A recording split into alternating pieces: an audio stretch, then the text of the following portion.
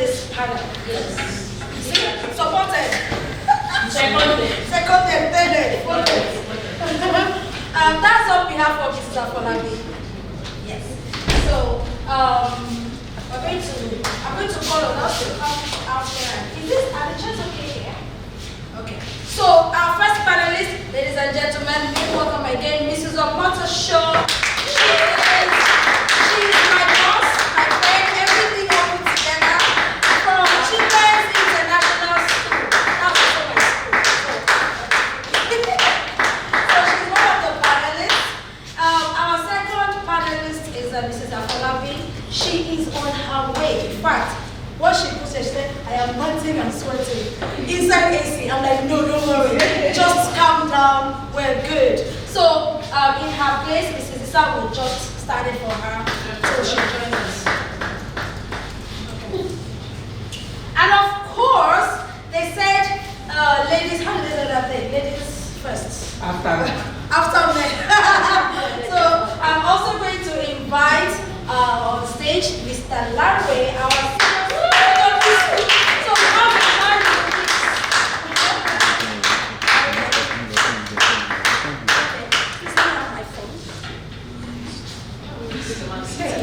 let's switch. My own check.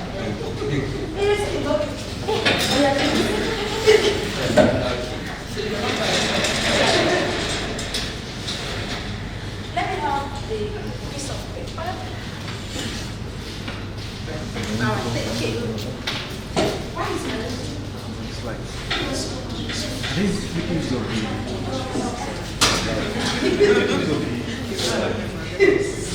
Okay. All right. So, am I okay?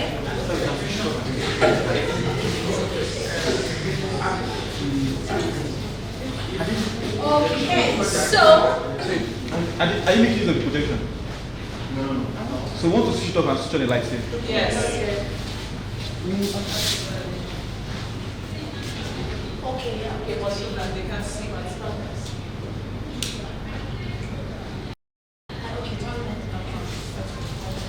Okay, good afternoon, everyone. Welcome to this session. How are we doing today? How was that session? Amazing. As usual. I felt that.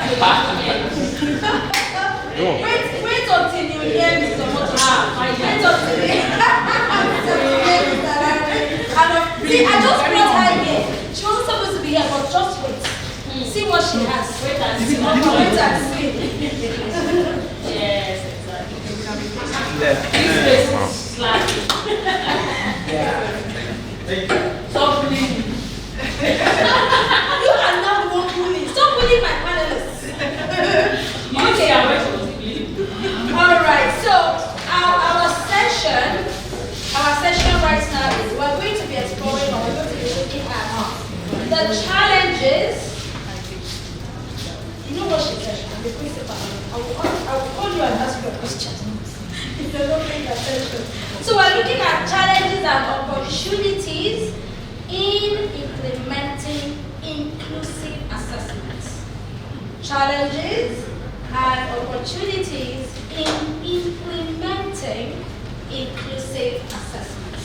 I've already introduced our panelists, so it's going to be a discussion, but we will have questions directing.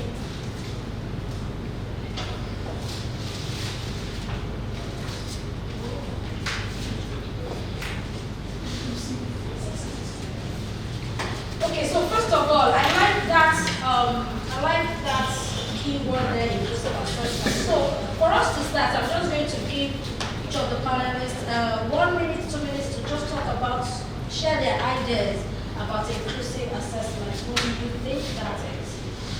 Share your views, share your thoughts. All right, so for me, I would say that inclusive assessment is actually a process where students are given opportunities to show their knowledge and skills based on what they have learned.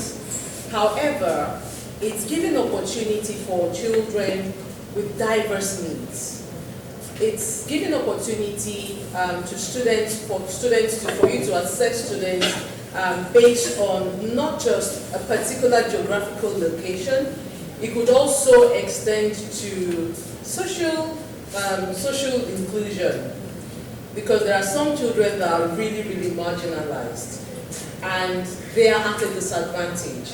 So it's giving equal opportunities to such children. So I would say that inclusive assessment is all about equity and fairness. Having a leveled field for everyone to be included, for them to learn, and for them to showcase what they know. Just in very simple terms. It cuts across so many parameters that we can use to define inclusiveness. But that also will depend on the context. There are in some contexts, it could be about cognitive development. For some, it could be about their mental well-being. Having everybody, it could be about physical disability. Giving everybody, regardless of race, regardless of gender, regardless of environment, regardless of economic situation of such families, giving equal opportunities for such children to learn within the same environment, given the same tools as well. Thank you very much. Thank you very much. Mr. Lanre, do you want to share your thoughts? Yeah, in addition to what she said.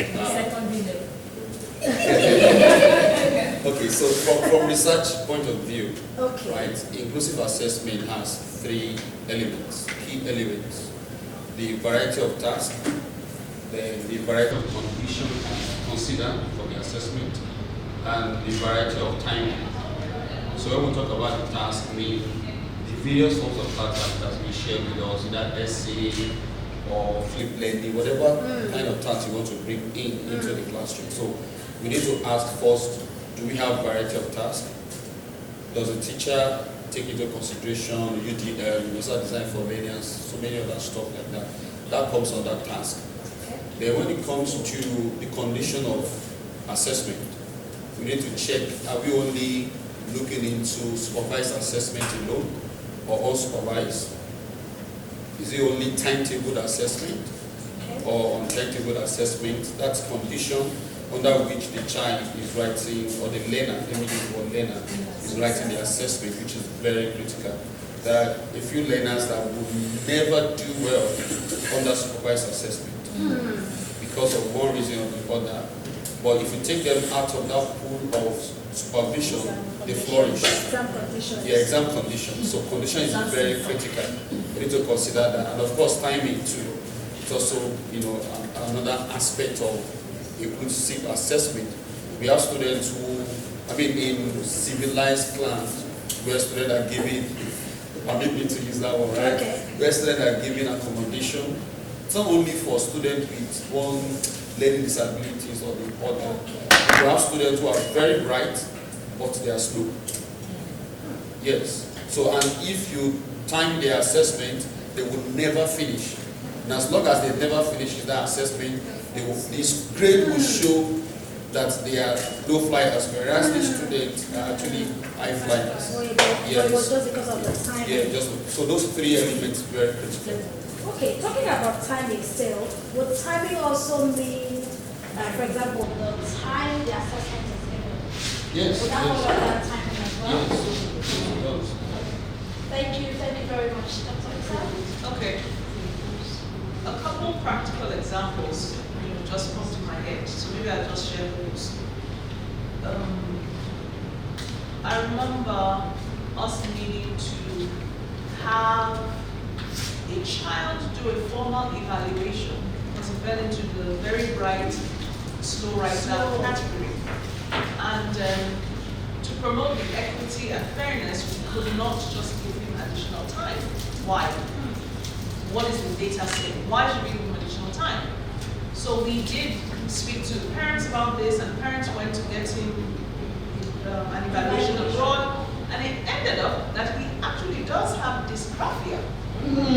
Not even Dysgraphia, meaning once it's time to write, everything was scattered. And so he was allowed to bring in his laptop and a printer to class. I'm sure now you remember the class. Was allowed to bring a printer to class and would type, print and stick it in the notebook. Since we wanted the work in the notebook. So it would type a print in the notebook and teach you to a house, etc. Of course, the grades went up exponentially.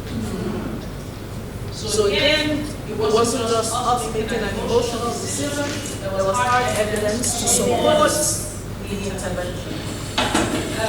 My son had, he was diagnosed with what's the name now? Global intellectual delay, and from psychological terms, it just means it's affecting all the seven domains, so you know about. So there are delays. And so he had additional time in his GCSEs, 15 minutes extra for every single paper. And it made such a big difference. Because he was slow, process the information slower than everybody else, and articulate his thoughts slower than everybody else. Remember I told you, write one sentence in one page. Full stop is at the end of the page. And lots of commas. So, without the formal evaluation, you all assume he's a slow writer. Meanwhile, it wasn't that he was a slow writer, he was a slow processor. When we assess, for example, children in foundation stage reception, they don't come into school first in the morning and start their desk. No.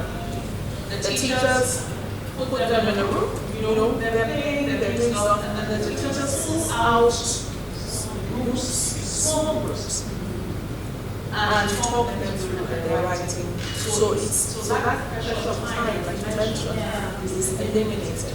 And you see the children's true abilities.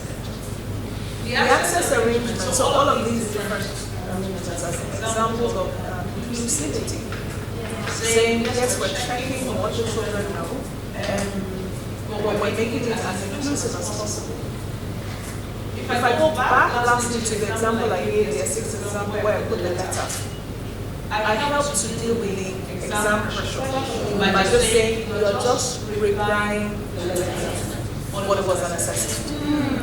And so it was non-threatening, and that made it more inclusive than just saying so yeah, those are examples that just come to mind.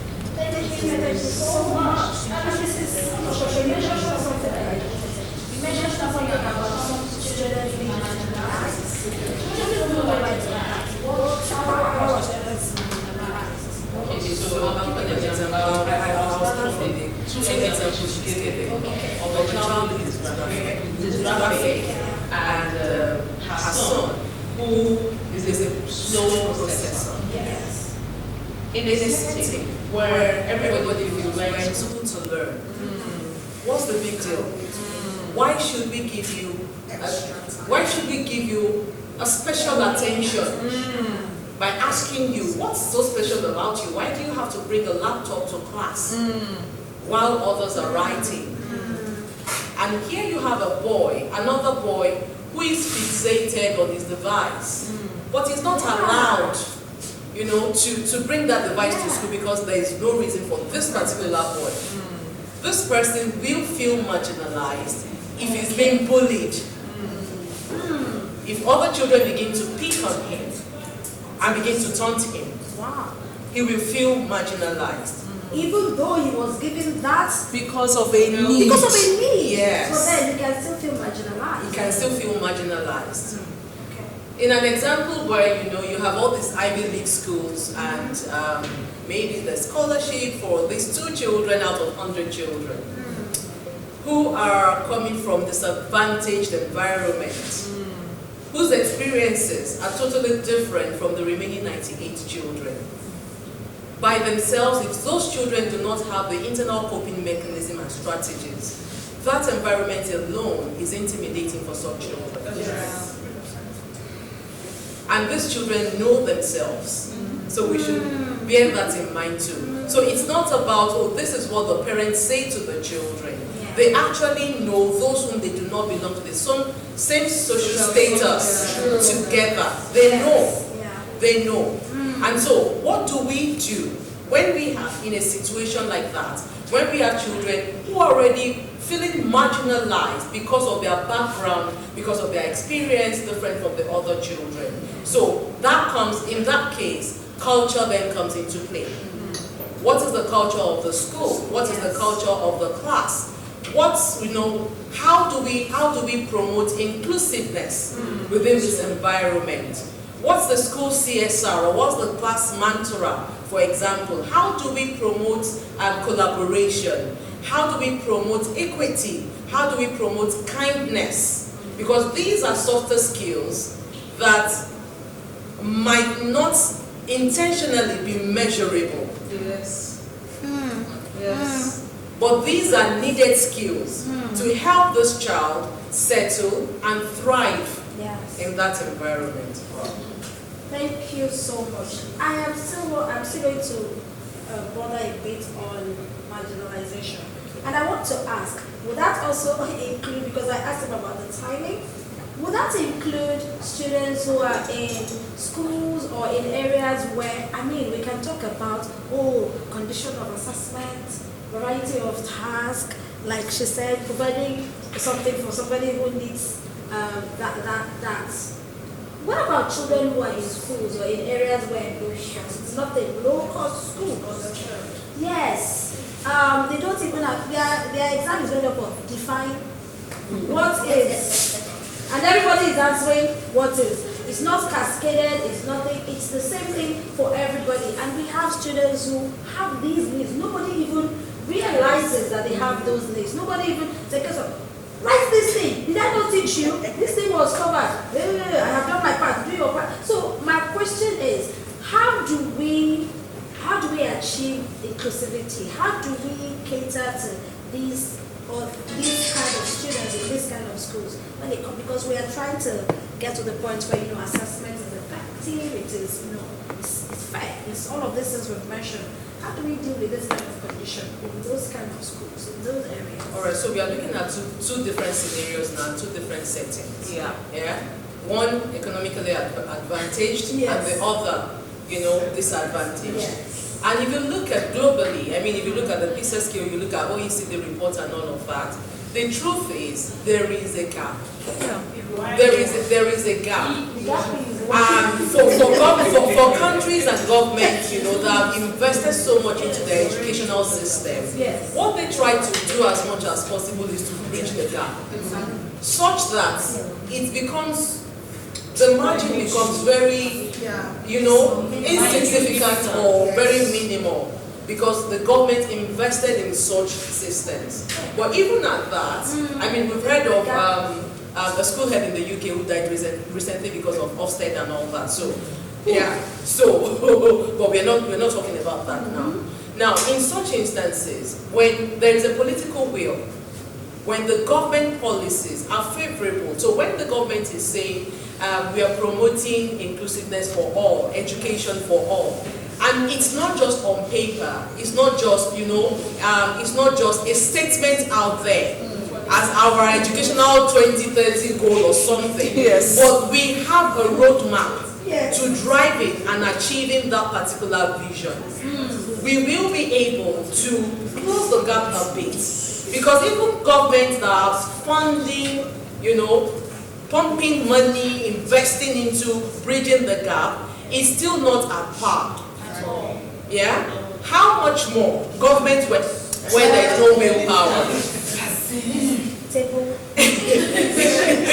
How much more government where there is no willpower to even do that at all? So it will be difficult. Those who are aware, those who have been on that project for decades, they are still struggling. Why? Because people who are who are at an advantage, the kind of schools their children go to, there's a whole lot of resources and investment that has gone into there. So the quality of service that you will get from a school where they are paying in millions is different from where they are paying 10,000 naira. Totally different. Remember, the level of of literacy, also the level of literacy from families that are at an advantage is also, you know, it puts them at an advantage because these are parents that have the right vocabulary. They be as busy as they are, okay? They make out time. Family bonding means a lot to them. So there is that relationship. There is an environment that will cater for the development of this child holistically. Unlike another family that does not even value, you know, education. So there will be a difference. The disparity will be there. How can we then close the gap? Our government willpower. So government willpower will go a long way.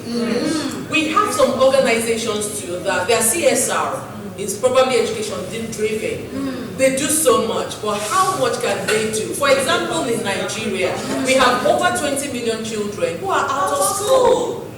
How much more can they do? I know that, you know, the former Honorable Commissioner for Education, she has YouTube, she has a project, a pilot school, and all of those things. But if you look at the plan, how many of such children can she address by herself? Her NGO will only cater for a very small fraction out of those children. However, if we have non-governmental organizations who would also rise up to that occasion, if we have private organizations who would also invest into education, because if education, you take education out of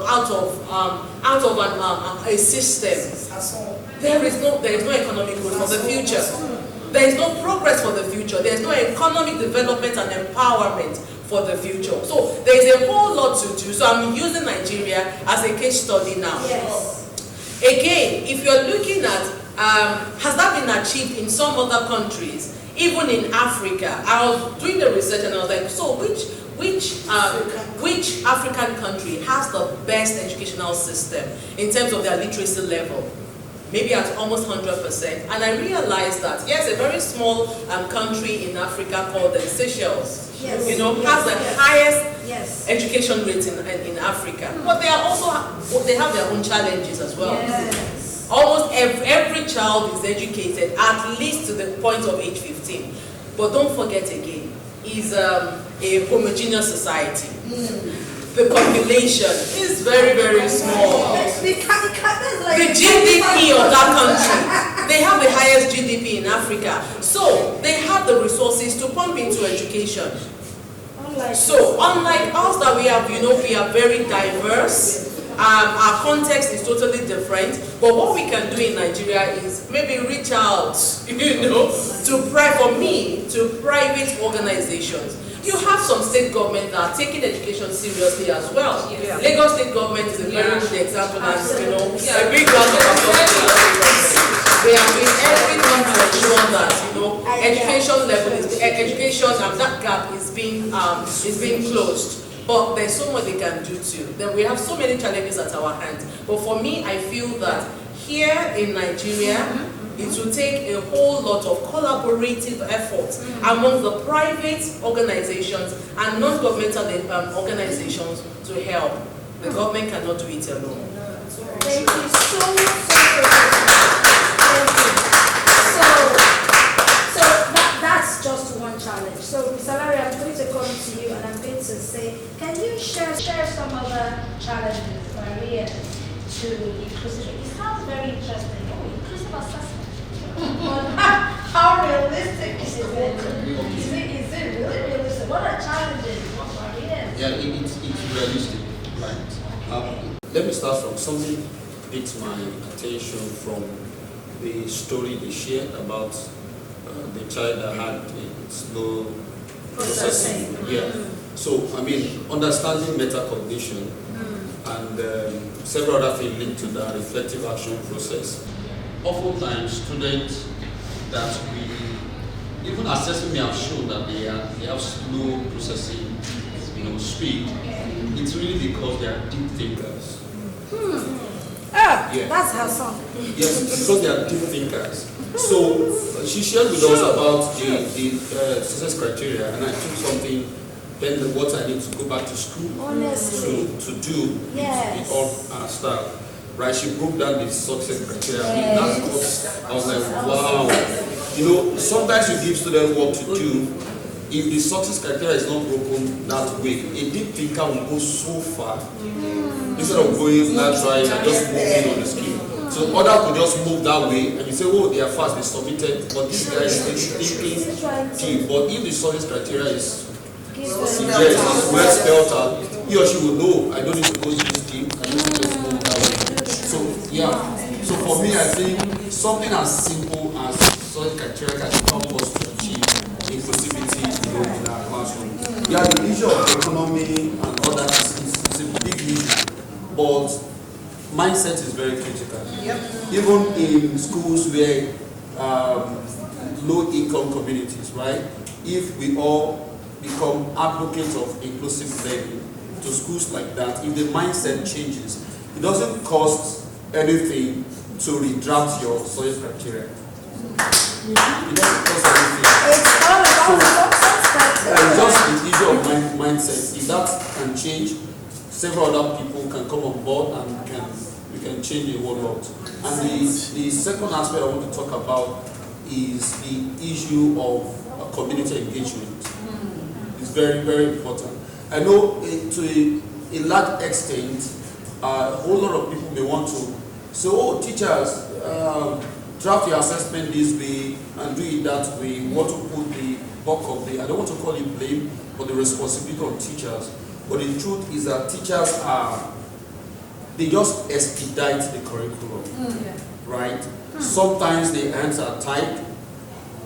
If we do not go back to the outcomes in terms of what's our final exam, like what does WAEC assess, what does NECO assess, right? And we scale it down that way. The teacher will keep teaching to satisfy NECO and satisfy WAEC. So we need to go back to that as a nation. Right, NECO is national. You need to sit down and say, okay, so what does our assessment, what does it have to look like? It will change the assessment and it's going to trickle down, right? It's going to affect the pedagogy itself. So we need to go, that route and turn it back down, just like a reverse engineering until it comes back to the classroom, right? The issue of parents. I don't think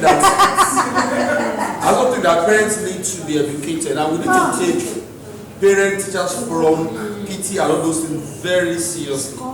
So it's not just people meeting together to discuss fees and school fees and something like that. Parents need to be educated with respect to what we do at the school. Now, you find a situation where you call a parent and say, oh, someone hasn't submitted the assignment, and every other student in the classroom has submitted. And she tells you, no, don't compare my child with anybody. Now result comes out. And the parent tells you, oh, I learned everyone in the class got A. Don't compare your child. So you're wondering, I thought we should not compare. Right. These are situations, scenarios happening in school. So if you don't want to compare process,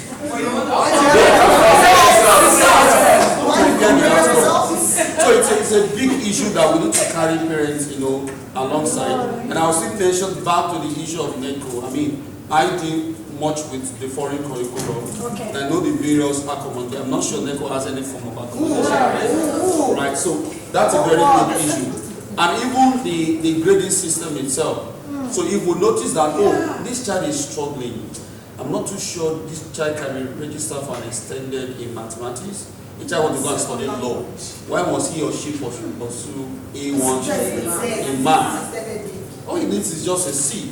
But if you put the child on the scale, with those ones that is going to write for A1, the child is going to end up getting E or F, no matter how much the child tries.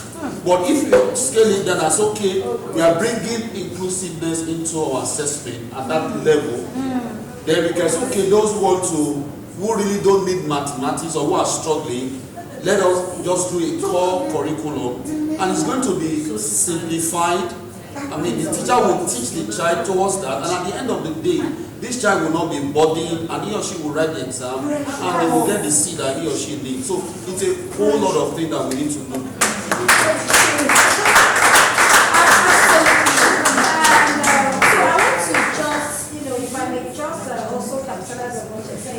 So I've heard this thing, I can't remember where I read it. It says, so let's say this is primary school. So the students are learning a particular concept, but there's this practice. Oh, we have to finish the curriculum. We have this scheme of work. Please, let's do this. Next week I have to teach so things. So like we're honoring the students, right? So we have a situation where, don't worry, when you get to year 4, you will learn it. When they get to year 4, oh, don't worry, you'll cover it to year 5. It keeps going like that to university. Then the lecturers are asking, what did you guys learn? You know, so what do you think can be done? I mean, I know you've answered quite a bit extensively about that, but how do we solve that? How can we not just be talking about finish? How can we bring that attention back, like Robin? That assessment is not about you, the teacher. It's not about finishing the curriculum. It's about this child. How do we get back to that place where it's about the child, where we are stopping and we're saying they have not gotten multiplication concept? Pause. Let's do it. Let's get it. So that when we're assessing, we are getting that result we want. How do we not? And I mean, like they said, the government has already given in fact, the exam time is already sorted, syllabus, everything. So how do we strike that balance where we're trying to cover the curriculum, but we're also getting the child in mind? Okay, so two levels: the level of the teacher, the level of administrator. Right. Let me use this funny example. An administrator enters the classroom. Yes. Right. And so, what's happening in this classroom? I'm hearing noises everywhere. Then you call the teacher out, or maybe later, then you query the teacher in a very harsh manner. Then at another time, when the teacher asks, you call the teacher and say, well, you know they are children. So what I normally see is, as an administrator, did you treat the teacher as someone dealing with students or as someone dealing with an adult? Because you know in the first place, this teacher is dealing with students, right? I mean children. And of course you know the nature. I'm not saying teachers should not be responsible, but I'm saying that you already know that this teacher is dealing with students. Yes. And you're dealing with the teacher. Do you treat the teacher as someone dealing with students? I don't know if you get my point. Right? So if a teacher has an administrator that understands, has an administrator that is not pressured, him or herself, the teacher will be able to calm down in class and say, even if I can't finish, when I explain to my line manager, this is and this and what happened, why out of 9 topics, I was able to take 7, the administrator will understand and will not query the teacher, right? So if I have that kind of administrator, so in the classroom while dealing with the student, I know to a large extent I have a backing that understands, like in case I could not finish, I have a good reason why I couldn't finish. But if I have an administrator that says no matter what happens, you must finish, it's going to trickle down when I get to the classroom, whether they understand or not. See, when we are dealing with issues, we need to make it holistic. Otherwise, you are just going to be treating symptoms and the issue will continue to happen. But talking to teachers now, generally, I would say, look at 2 people trying to build a wall, right? The other one just takes the brick and the cement and keeps building and building very fast. Then the other one decides to take the block, notice, oh, the cement is not enough. Let me fetch more cement. Oh, the water is not enough. Let me get more water. Now, he or she will be slow. But at the end of the day, if you have to compare the quality of the wall that they must have built, which is the student in this case, the one that took time to build, she have stronger wall, better student than the other one that built to time, and at the end of the day, the work will crumble. So if you have that picture every time in your mind as a teacher, irrespective of the pressure from administrator, you know at the end of the day, you are the one the child will remember, not the student. 20 years later, the teacher will call your name. May have even forgotten the name of the principal. Of course. But you will say, Mrs. Soso did not do. They will always know the teachers who took time, to build them and those who don't. So you just need to choose which one you want to be as a teacher. Thank you. Thank you very much. Wow, interesting. Mrs. Issa, this question. There was a place I heard this. So I heard this. So I didn't know this is about assessment because this is everything here is about assessment. So somebody said, or there's this school of thought, when students don't do well, it's the teacher's fault. So my question, share your thoughts. What do you think? So I mean, this is me. I can do the best of my capability, whatever. And like you said, what admin has allowed me to do. Like I know I have given my best, but like data is coming and seeing. So what do you think? Where have you gotten it wrong? When students don't do well, it is the teacher's fault. If we look at raw data, it is 30% the teacher's fault. It's 50% the student's fault, and 20% the other. That thing you said. Yes. Yeah. So if the student was present in the room, and the student is aware of their learning difficulty or access arrangements have been made, what's left is the teacher. Okay. So based on personal experience, I would absolutely say yes. When children don't do well, it is the teacher that is a problem. Okay. We find that a passionate educator with zero resources, and I mean zero, will get a horse to learn mathematics. True. Literally. True. Because the teacher is invested in understanding the child.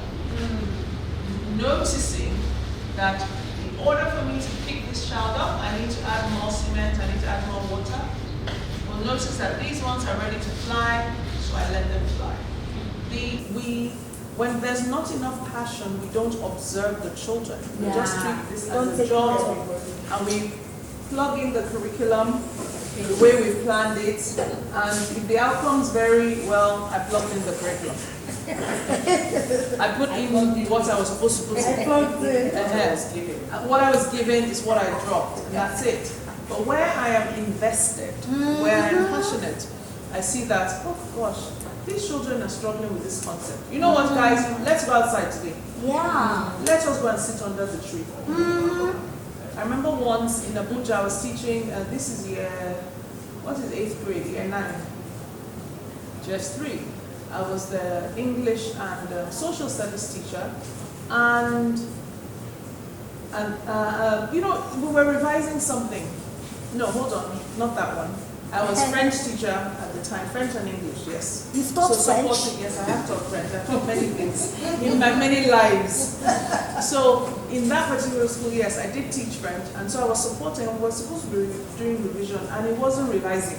The class was just dull. They couldn't remember. It was just boring. So I said, you know what? Let's go outside. So I took these children outside, and I got a ball, and I said, right, I will say a color. I started from very simple things that we were comfortable with and familiar with before I went to the more complex vocabulary. I will say a color, I will throw the ball to whoever I choose. Once you catch that ball, you need to say a color. And so I just said rouge, throw, French, you have to say it in French. French, this is French class. Orange, noir, bleu, and it was fun to think and catch a ball at the same time. It changed the dynamics of the room. So It just changed the dynamics. A ball outside. Yeah. So being invested enough in reading the room, knowing that my children are tired, they can't do this thing now. Let me change the way I was going to do that lesson. I shouldn't stand there and talk. We've come into lessons sometimes and you just see that something has happened in school, the atmosphere is heavy, your children are tense, Yeah. change the lesson. Achieve the same learning objective, but change the lesson. Put a question, put a question on the board, for example, and get them to talk. Sure, if you have resources, use the resources. You know, sometimes schools that have the most resources have the worst type of teaching. Yes. Because you have all the tools required to differentiate, to promote student agency, but you just sit there. The PowerPoint is there. Children have laptops in class. You have all sorts of online platforms. Is resources paralysis. It is. And then you come and stand and then you are trying to explain something and you're writing on the board and talking to the children for 20 minutes. What are you doing? So it is the teacher. When I take your, like that, I cannot forget that Lebanese girl who did not believe she would do well. And she improved exponentially because her teacher told her, in this class, nobody fails. In this class, nobody fails. Yeah, I particularly love what you have said. 50% the students, 30% the teacher, 30% So I know that, you know, for whatever happens, I have 30%. Yeah. What am I doing with my 30%? Yes. Yeah, okay. Thank you very much. Mrs. Omotolani, that's what we were given. This is the curriculum we were given. School has given us this, you know, so we have, you go to schools where teachers are, it's like, you know, it's like street jacketed. We've been given this, that's what we're doing. In other words, we have places or schools, areas where even if you're trying to, because I was going to ask, how do we educate the teachers? How do we help them to know better? But we even have schools where you're even trying to help them to know better. But we have that mindset. You said something about mindset. That means, no, that's how we've been doing it here. Who are you? Yes. Who are you? I have been an educator for 25 years. You can't come today and just change everything. I attended a training. This is how you know about it. I went to a particular training. The training was an assessment. I intentionally attended this assessment because I wanted to just see what's happening in other areas. And I remember that if they had gone that day, they had knife, whatever they had, if they had any form of weapon, I would have gone that day. Why? Because I mentioned self-assessment, peer assessment. I told her when I came back, they wanted to kill me. Why? What is that? How can a teacher relegate his or her duty to teachers? What? Why would the student be backing? Why would you do that? So I was like, God save me, please. And it was bad because even the facilitator did not know. So I was alone. That was what I faced that day. So how do we deal with that mindset? This is how we do it. Children finish working. Come and submit your work. Everybody will come and submit on the table. Drop it here. Everybody will come. Open to the page they have done. They drop it. Another one, drop. Then teacher sits down and starts marking like she tick. When she finishes, hand back. What have I learned? Why did I fail this one? So how do we deal with that? Break to that mindset thing. Because there are trends coming up. This is 21st century, like I said before. How do we get to that point where we're not living in the old school, mentality anymore? How do we break free from old school mentality? Old school mentality, yes. Because this is inclusive. So this is where training comes to play. I'm so sorry. Please, let's make welcome Mrs. Afolabi. Next. Okay. Okay, calm down. Okay, she's fine. She's okay. Please, get her a seat. Yes.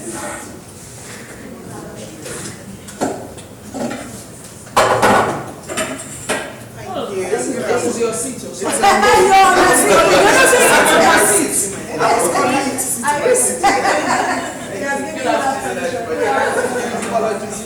No problem, it's fine.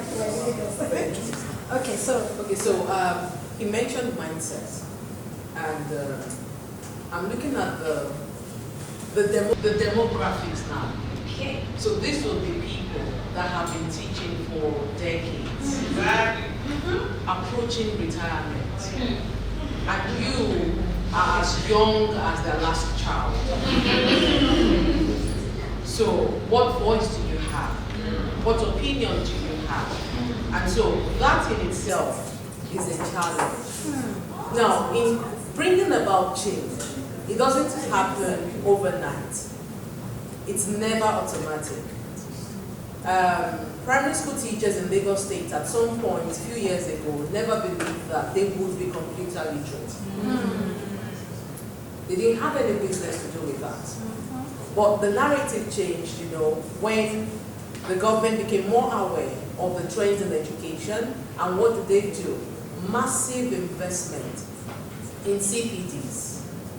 So it's starting from a lot of workshops, a lot of engagement. A lot of engagement. It's not about you are appealing to their conscience. Again, these are adults. And so they can choose to be open to that change or to remain forever closed. It is your approach. How are we approaching them? What conversations? Have we created the picture to see the need for that change? Those of us who are the agents of change, are we credible enough for them to trust us and be open and be open to receiving that change? Yeah. So when we talk about growth mindset, do we, the decision makers or the policy makers, are we exemplifying what we are expecting of them or demanding of them? There are so many questions we can ask. Some we will have answers to, and some we will not have answers to. But the truth is, in creating or in bringing about change in such system, it takes a while. And so we have to consider our strategy. What's the strategy? What are the action plans, the short-term plan, the medium-term plan, and the long-term plan? Where do we see ourselves with respect to this change in mindset in the next 10 years? The people who are already there, what do we want to do with them? Those whom we are bringing in, the freshers, who do not know better because of where they have been trained to become teachers. Yes. The school owners, if it's a government school, if it is a private school, those school owners, do they also see the need for that change? Do they really understand? Are they also interested in providing quality education? Or it is just for their own economic advancement? So what's the vision behind the setup of whichever the school is? So there are so many questions we could ask, but for me, I would say that we have to think about the strategy, we have to consider the process, because those are the things that will then drive the system. And our approach to that, consistency. Again, when we talk about habits, how many times do we have to practice that thing over and over again? And we have to make it appealing. So we have to engage all the senses, every platform, to make sure that that message is appealing to this group of people, either old or young. So these are the things that I think we have to do in order to bring about the change. Yes. Can I just jump to that? Because I know you're asking. Two thoughts. The first one, remember the last quote I put, if we teach today's children the way you taught yesterday's, we're robbing them of tomorrow. Unfortunately, we're robbing a lot of our Nigerian children of the tomorrow. Someone mentioned something about the Millennium Goals. In 2030, have we achieved equitable and quality education? Most likely not. But there are reasons why. So in terms of change management, right, and this fixed and growth mindset, there are three fundamental reasons why people resist change. Number one, they don't understand it. So the fact that they don't understand it, they'll just say no. Yeah. So that awareness, repeated, singing the song like your record broke there. Sing the song over and over until you gain understanding. Number two, they don't like it. They know what it is, but it's so much work. So no, I'm not doing that. That means that my marking won't just be a tick. And I'll be writing story. Yes. Not doing that, no. So they don't like it, even though they understand the why. Third reason, they don't like you. The person who brought the initiative. Just because I don't like you, it is not going to work. It's true. It's true. Yeah. So as the leader or as the change agent, how are you going to, he mentioned something about pause, no, I think you did, pause and reflect. Yeah. What is happening here? Look at what's going on from the 3 parameters. Okay, I'm the teacher, my supervisor already doesn't like me. Yeah. Thinks I'm too young and I don't have respect because I'm younger than her last child, like you said. So if I go to my supervisor and talk about this, it's not going to fly. It means I need to find an agent, an ally, who I sell the change to, who will sell the change to other people, your collaboration. We have to collaborate. We cannot, and then we need to be patient with the process. Take your time. It is worth the investment of time and energy and effort.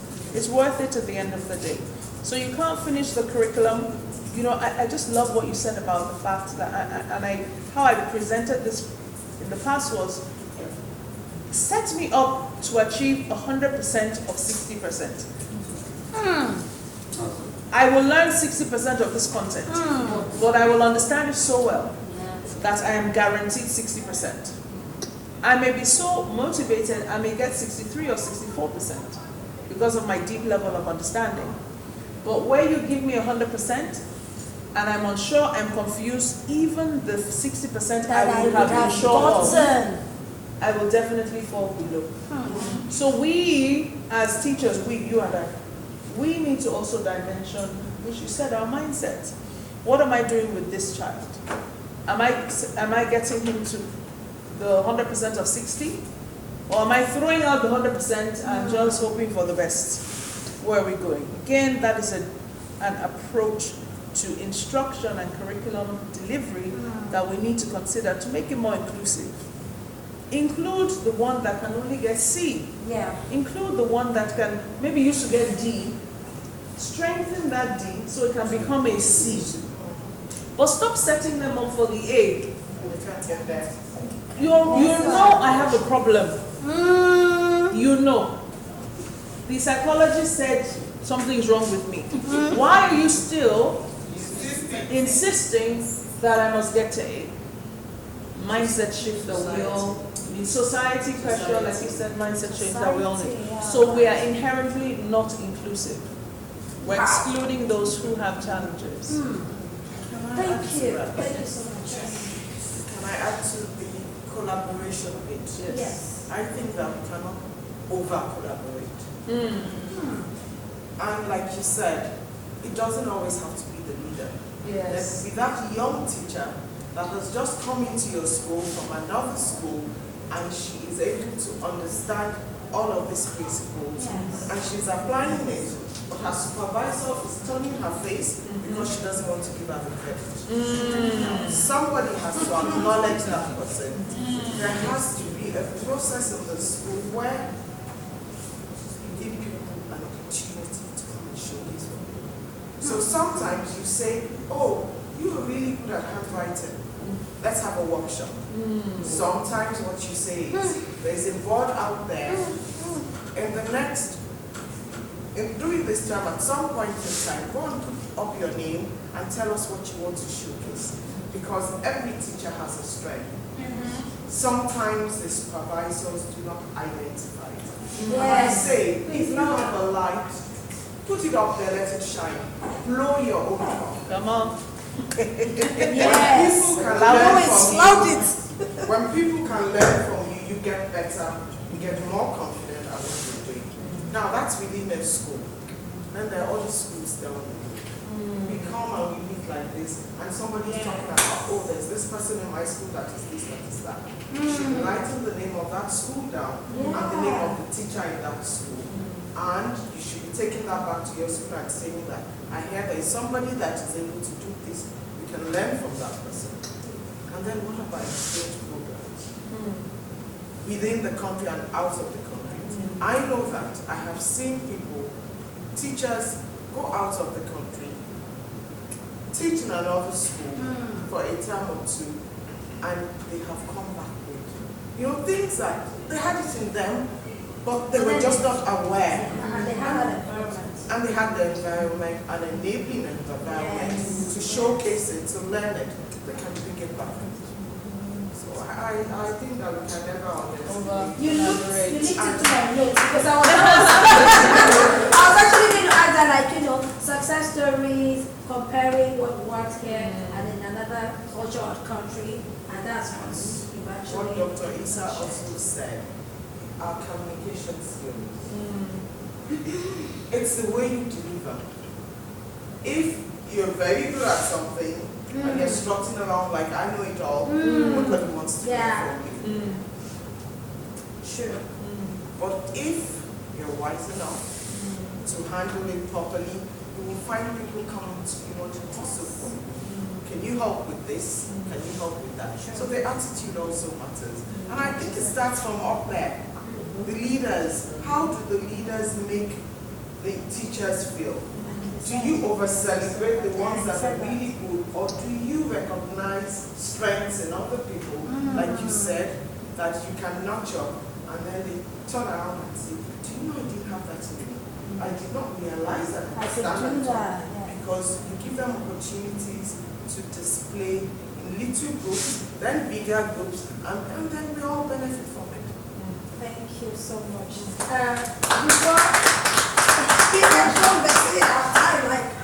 Before we close the session, I just wanted to ask you, Mrs. Afolabi, what do you think about standardized tests?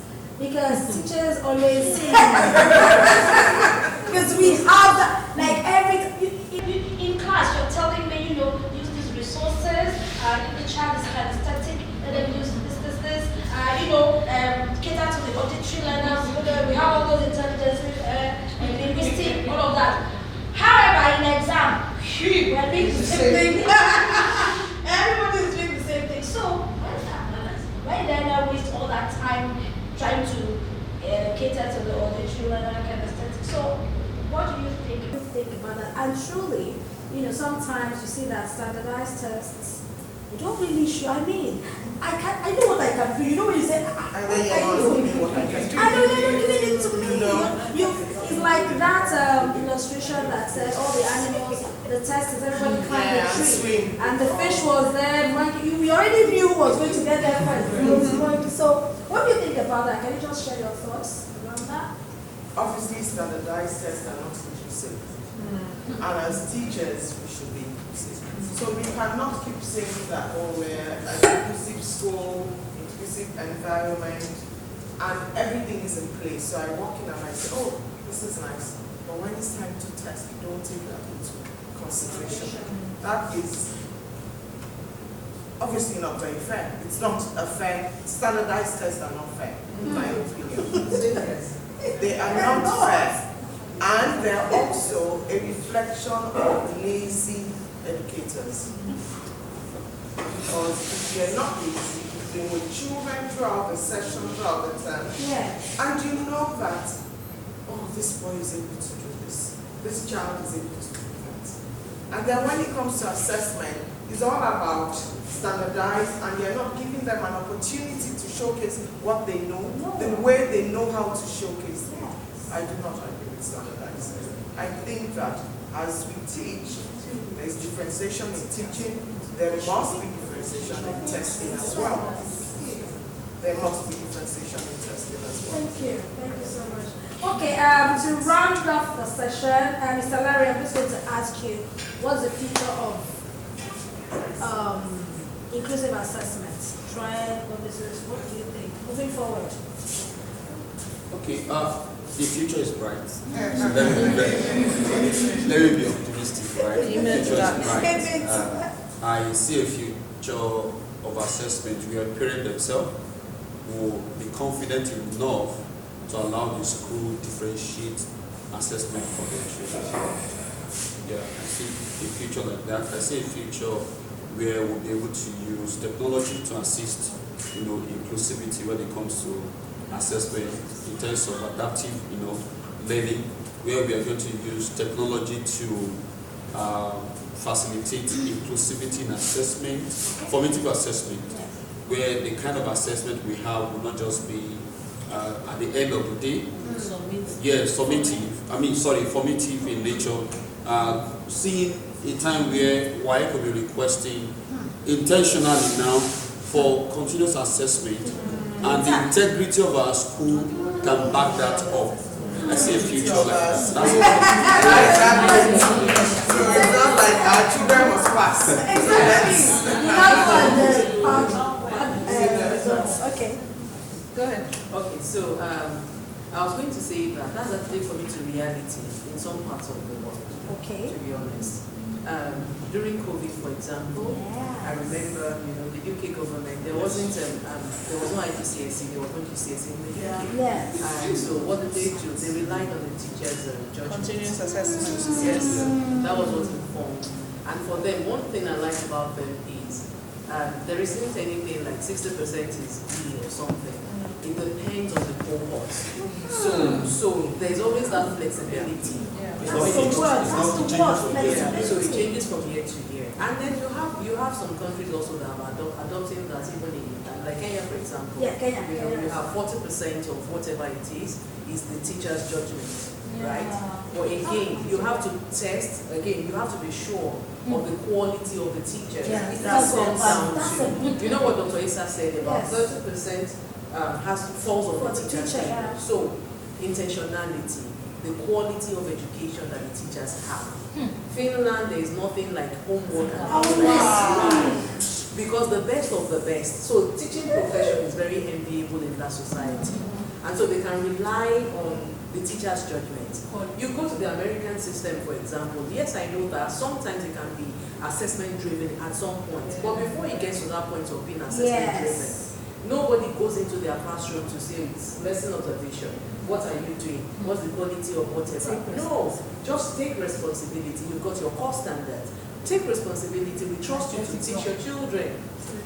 Integrity of the teachers, integrity of the assessment, integrity of the question. So, if it's happening in different parts of the world and it's coming closer to us, East Africa is not far away from West Africa. I so much believe that there's a revolution when it comes to assessment, when it comes to teaching, and I'm hopeful that one day at a time, one day it will get to us. But before it gets to our turn, it's a message for all of us, just like Mrs. Afolabi said, that in our various schools, what are we doing? So you as a class teacher, in your own class, what are you doing?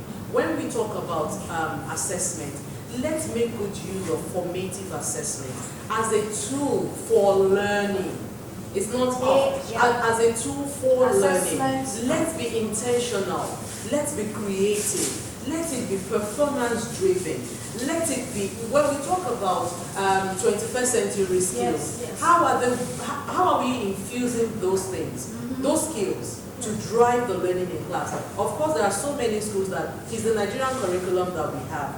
It is what it is. But what can we do? What adjustments and modifications can you make within that curriculum?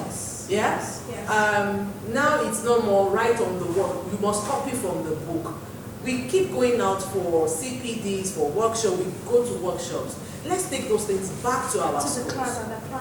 You have the local government authorities who visit some schools. Is your school, can you do something in your own class and in your school such that it will call the attention of the government or the local authority? We can be that change agent in our own space. I always say, if it is dark, right, and it's nighttime, there is no light, this place is not lit at all, and we've got our candles. If only one candle is lit, but everybody has that candle. If I pass it on to her, it becomes lit. If we keep passing it on, before you know what is happening, we will make everything. So let's share our ideas. It doesn't take anything from you. by sharing your ideas, by collaborating, by knowing that you are in this space for a time and for a purpose. What is your contribution? No matter how little, no matter how insignificant you might think it is, that change begins with me. It begins with you. And so that's the message. If truly, you talked about passion, Dr. Issa talked about passion. If truly you are genuinely passionate about education, about children, teaching them, nurturing them, empowering them to be successful adults, we can change the narrative where we have that circle of influence, where we have control over, because we won't have control over everything. But whatever space you have control over, be that change agent. Thank you so much. I was just going to, because I now play in the tertiary space, I was just going to throw it out there that there are some universities that are already changing their entry criteria. So they don't take the standardized tests anymore. I was on a forum listening to, I think, CNBC News or some polls, all these powers that be, you know. And it's like, this university, that university, they no longer use the standardized tests. So I see that as the future of education, where each organization determines their success criteria and uses that to evaluate people who come in. And that will change our focus in secondary schools on teaching to the test. Then we begin to prepare our children for life. And depending on where they choose to go, they get us, you know, they get the different gates will change. So hopefully those standardized tests that are the entry, the gates through which we enter university, hopefully those gates, you know, become less intimidating and less stressful. So that's what I see. Thank you very much. Thank you. I really would like us to be thinking about the gates through which the teachers come to the schools. Yeah. Deep. Gates of brass. Oh, thank you. Yeah. Thank you so much. Great one. Okay, and with that, we hope we have convinced and not confused. Thank you so much.